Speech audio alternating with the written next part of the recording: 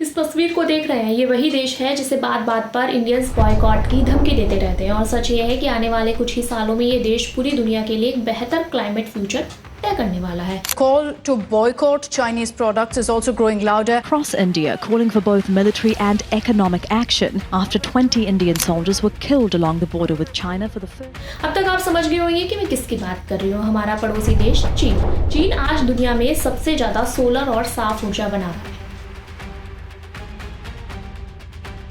अब जरा बात करते हैं अपने देश की। भारत में प्रदूषण की समस्या दिन ब दिन गंभीर होती जा रही है। जहां ठोस और जिम्मेदार फैसलों की जरूरत है, वहां हमारी मुख्यमंत्री अजीब बयान देती नजर आ रही है। जरा सुनिए।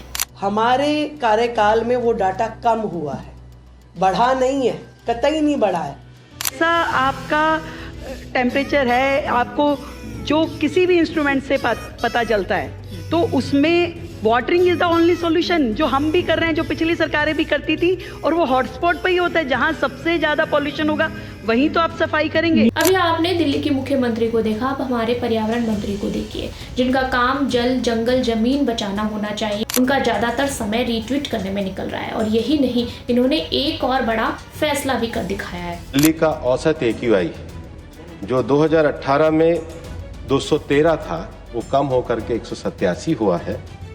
2025 के दौरान दिल्ली में एक भी दिन AQI 450 नहीं हुआ है। हम उसको कंट्रोल रखने में सक्षम हुए हैं। सुप्रीम कोर्ट ने पर्यावरण मंत्रालय से हाल ही में राजस्थान के अरावली पहाड़ियों में बढ़ते माइनिंग पर एक्शन लेते हुए पूछा, आप बताएं आखिर अरावली रेंज क्या है। फिर क्या मंत्रालय ने पूरी परिभाषा ही बदल डाली। उन्होंने कहा कि सिर्फ 100 मीटर से ऊंची पहाड़ियां ही अरावली मानी जाएंगी। इसका मतलब साफ है कि अरावली का लगभग 90% हिस्सा जो 100 मीटर से कम ऊंचा है, अब पहाड़ी में नहीं माना जाएगा। ये बात फॉरेस्ट सर्वे ऑफ इंडिया की रिपोर्ट के बिल्कुल उलट है। उनके मुताबिक 20 से 30 मीटर ऊंची ढलानें भी अरावली के लिए बेहद जरूरी है, क्योंकि वही धूल रोकती है, भूजल को संभालती है और दिल्ली को ठंडा रखने में मदद करती है। अगर इन छोटी अरावली पहाड़ियों को संरक्षण से बाहर कर दिया जाएगा तो खनन तेजी से बढ़ेगा और दिल्ली NCR की हवा ज्यादा जहरीली हो जाएगी। लेकिन शायद ये बात उन लोगों को समझ नहीं आएगी जो सिर्फ कुर्सी और ट्वीट तक सीमित है। राजस्थानियों के लिए 700 किलोमीटर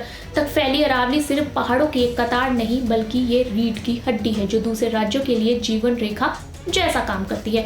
विकास जरूरी है, इसमें कोई शक नहीं, लेकिन ऐसा विकास नहीं जो इंसानों की सांस छीन ले। ब्राजील के बाद भारत आज दुनिया में सबसे ज्यादा जंगल खत्म करने वाले देशों की सूची में आ चुका है। मैं इस वीडियो में आपको कई आंकड़े सुना सकती हूँ, लेकिन असली बदलाव तब आएगा जब आप अपनी आवाज उठाएंगे, जब आप अपनी चुनी हुई सरकार से सवाल पूछेंगे,